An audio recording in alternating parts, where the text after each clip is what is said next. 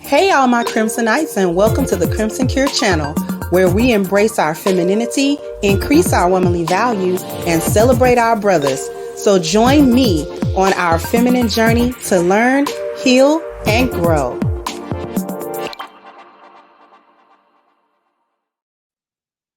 Hey there, my Crimsonites, and welcome to the Crimson Cure channel. I'm your hostess, femininity coach, and author of The Crimson Cure, and this is my perspective. So we are going to take a look at some of these women who have a whole lot to say about how they need to have all of these high standards for the men that they date, right? So I'm going to let you guys hear it. I may let it play twice just to make sure that it plays all the way through and that you hear the beginning. Matter of fact, let me just sort of refresh here. Here we go. Anything, because you're not even on a caliber to date a single mother. You ever hear a guy saying like, "Oh, you have a child," or "Oh, I don't want nothing to do with that. We don't have the means to take care of your child because they're broke bums and we don't want those men anyway." But real, true, high value men are going to be seeking or not avoiding someone because they're a mother. You need to have a man pay for the babysitter if he wants to take you out. Ladies, set the standard high. Set the standard high, especially since you're a mom, because it's not just about you anymore. It's about you and your kids. I find it really stupid when I see men trying to make it a point that single mother standards are way too high. But wouldn't you think that a good mother or a good woman, period, would want the best for her children and want the best around her children? So you best believe that my standards are going to be through the roof. At this point, my standards are so high, I think I'm looking for Jesus Christ himself. I wouldn't imagine anything because. And here you have the delusion. Why is it delusional? Why is this delusional? Because when they say standards, they don't mean the integrity of the person. Okay?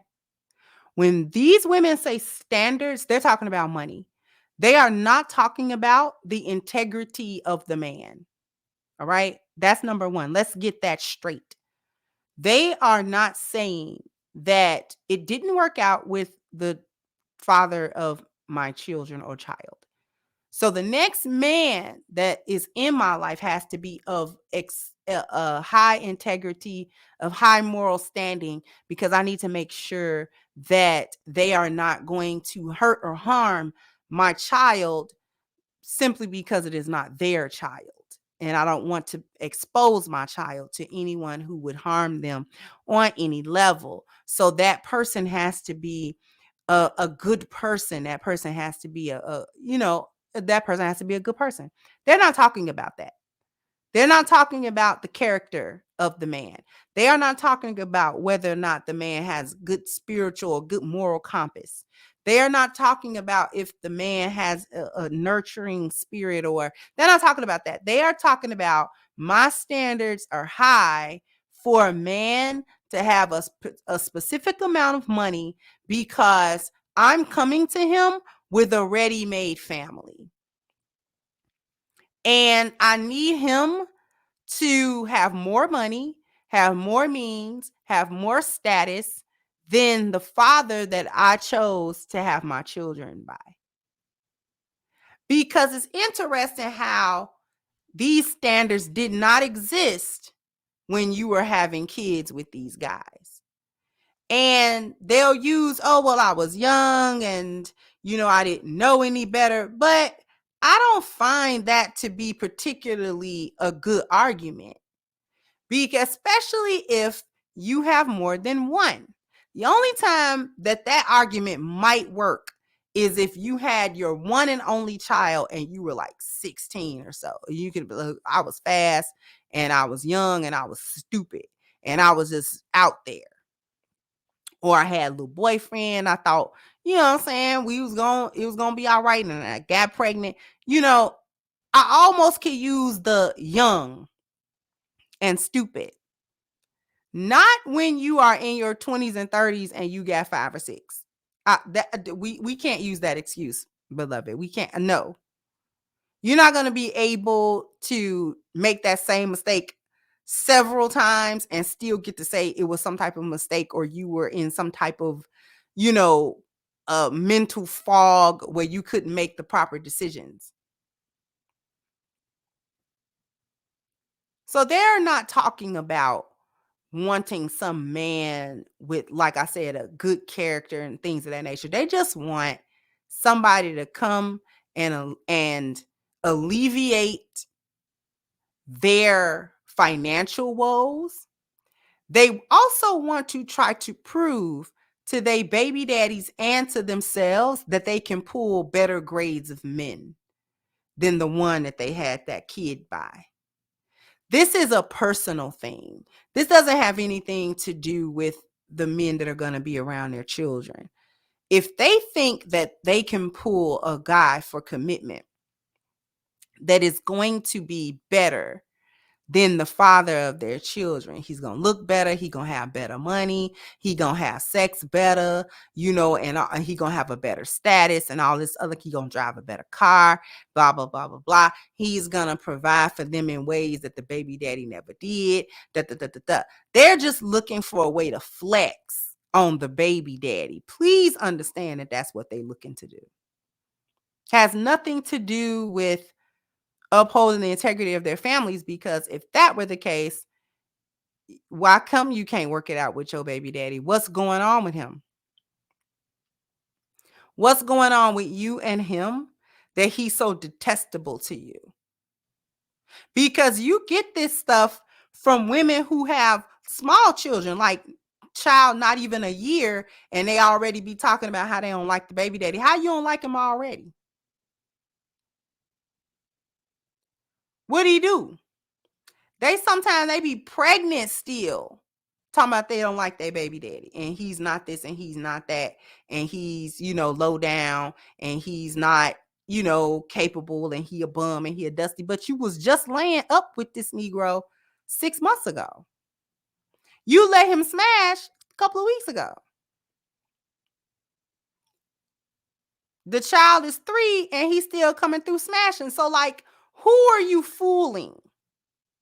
And I like the fact that they got different women. They got white women. They had what looked like a Hispanic woman. They had a couple of black women. I like that they have a variety of these hyenas because they all think the same. These are all hyenas. They from different parts of the boneyard, but the boneyard nonetheless. Trying to convince people that they're on a higher level because they were not careful with their wombs. Now all of a sudden you're capable of making these wonderful decisions. You wasn't just a little while ago.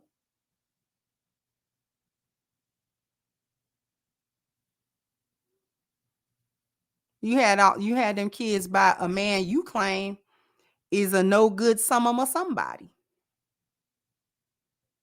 So what was that? Where was that in the decision tree? I just wanted to know if anybody,